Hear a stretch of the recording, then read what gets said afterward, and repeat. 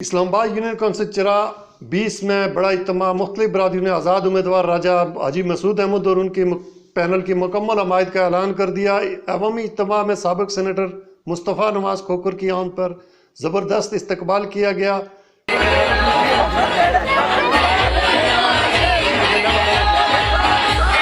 इस्तकबाल कीजिएगा अजीम बाप के अजीम बेटे जनाब मुस्तफ़ा नवाज खोखर साहब। खुश आमदीद, खुश आमदीद। जिंदाबाद मुस्तफ़ा नवाज खोखर जिंदाबाद, मुस्तफ़ा नवाज खोखर जिंदाबाद।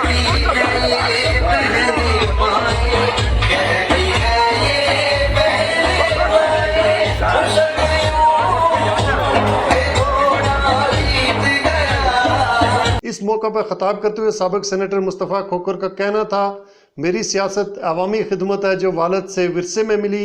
जब से मैंने 1985 में, मेरी बहुत कम उम्र थी, उस वक्त से लेकर आज तक मैं अपने वालिद के साथ मरहूम हाजी नवाज खोखर साहब के साथ दफ्तर में बैठना, लोगों से मिलना, उन्होंने मुझे जनाजों पर और शादियों पर भेजना।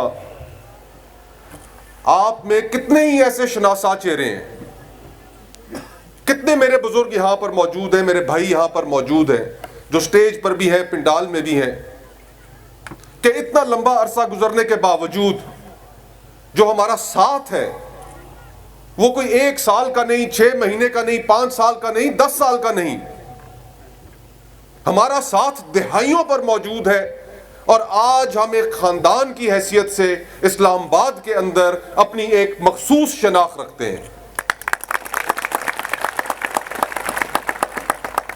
उस वक्त से लेकर देखिए कितना लंबा अरसा हो गया, उस वक्त से लेकर कहां 1985 और कहां आज का दिन, लगभग 40 साल गुजर चुके हैं। 40 साल में यह काफिला टूटा नहीं।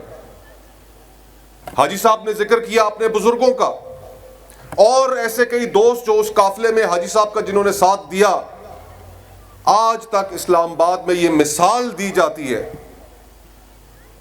कि जिस किसी ने भी हाजी साहब का साथ दिया, उनके साथ खड़ा हुआ, हाजी साहब धड़ेबाजी की सियासत की वजह से मशहूर थे। और मेरे मरहूम वालिद ने कभी अपने दोस्तों का, कभी आपका उन्होंने साथ नहीं छोड़ा, चाहे जितना मर्जी है मुश्किल वक्त पड़ जाए। और हाजी साहब, मैं आपको ये इस बात की मुकम्मल यकीन दहानी कराता हूं कि यहां पर इस पंडाल में मौजूद एक एक शख्स ना सिर्फ आपको वोट देगा, बल्कि आपका सिपाही बनकर आपका इलेक्शन लड़ेगा।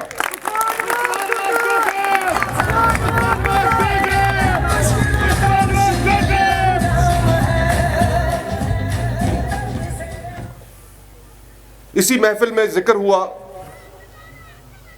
कि किस तरह पिछले 5 सालों में कि यूनियन काउंसिल का एक दफा भी इजलास, भाई मुनीर मेंबर थे, कि एक दफा एक इजलास भी ना हो सका। आपका वोट अगर आप किसी शख्स को देते हैं तो उसके नतीजे में आपकी कुछ तवक्कुआत भी होती हैं। जो शख्स भी इलेक्शन जीतता है, फिर उसके ऊपर यह जिम्मेदारी होती है कि आपके उस वोट के तकद्दुस का ख्याल करें। और आपके उस वोट का तकद्दुस क्या है? आपके वोट का तकद्दुस यह है कि सबसे पहले जो मफादे आमा के जो काम हैं, सेहत के जो मसाइल हैं, तालीम के जो मसाइल हैं, वो ना सिर्फ उनको बेहतर करे, बल्कि जो मसाइल मौजूद हैं, अगर आपके गांव में डिस्पेंसरी मौजूद है तो वो इस बात को यकीनी बनाए कि वहां पर डॉक्टर और वहां पर जो हेल्थ का अमला है मौजूद हो। अगर नहीं आता उनसे बात पुरस करे, क्योंकि उसके पास आपके वोटों की ताकत है। अगर यहां पर स्कूल मौजूद है तो यह उसकी जिम्मेदारी बनती है कि वो स्कूल के अंदर तमाम जो तालीम देने वाला अमला है, एजुकेशन डिपार्टमेंट का अमला है, उन पर नजर रखे। अगर कोई टीचर ठीक नहीं है तो वो जो हुकाम है उनके सामने इन चीजों को उजागर करें। लेकिन पिछले 5 सालों में अगर एक इजलास भी मुनक्कद नहीं हो सका तो आपके वोट का तकद्दुस पामाल किया गया।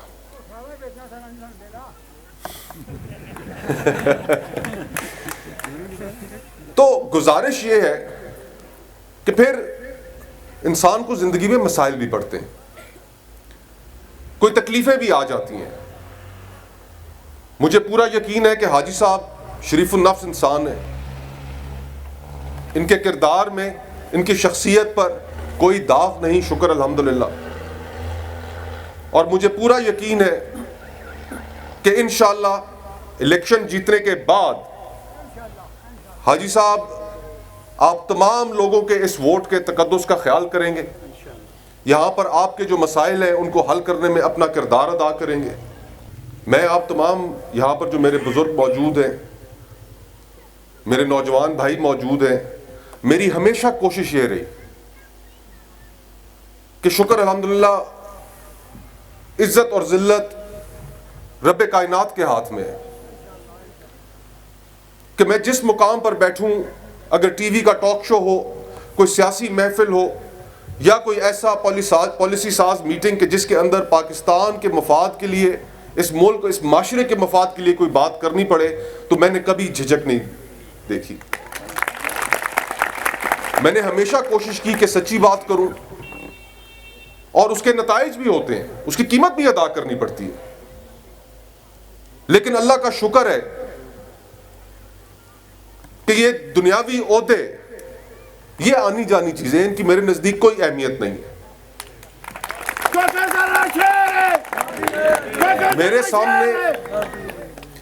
मेरे सामने बाकी लोगों की तरह यहां पर सैकड़ों सियासतदान हैं, लगभग 300 के करीब कौमी असेंबली के मेंबरान हैं, 125 के करीब सेनेट के मेंबरान हैं। करना तो सिर्फ इतना होता है कि जुबान बंद रखें। पार्टी के अंदर लोग अपना इख्तिलाफ राय रखते हैं, ये जमहूरियत का हुस्न है। मैं चुप करके बैठ सकता था, वक्त गुजारो, इक़्तिदार, पार्लियामान की मेंबरी, इसको एंजॉय करो और चलते बनो। लेकिन अगर मैं सियासत में मौजूद हूं, मैंने अपने मरहूम वालिद से यह सीखा है कि सबसे पहले अपने हलके के लोगों का, अपने दोस्तों का, अपने तल्लुकदारों का, जिन्होंने तुम्हें वोट दिया है, उनके साथ खड़े हो, मजबूती के साथ खड़े हो और सच्ची बात कहने से कभी पीछे ना हटो। तो मैं आज आपके सामने हाजी साहब के लिए, इनके पैनल के लिए दरख्वास्त लेके हाजिर हुआ हूं।